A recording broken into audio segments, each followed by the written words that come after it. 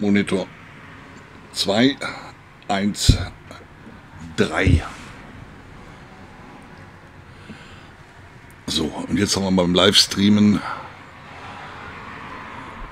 beim Live-Streaming auch immer gleich den Chat da, wo er sein soll.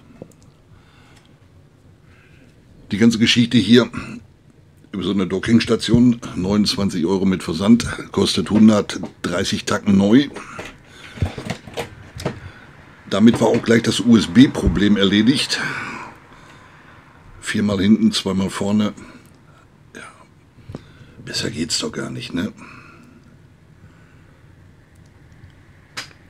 Aber der Knaller ist, da kommt noch der Nachfolger, und zwar mit 2-mal HDMI aus. Da kommen noch 2 Monitore mit dabei.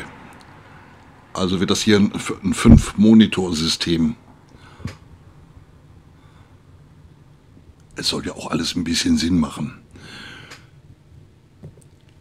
Das ist ein gutes Schnäppchen hier, die iTech USB 3.0 Dockingstation. So, in dem Sinne, viel Spaß beim Gucken, ne? Das wird noch viel wilder. Wir sind am Anfang. Das wird noch viel wilder.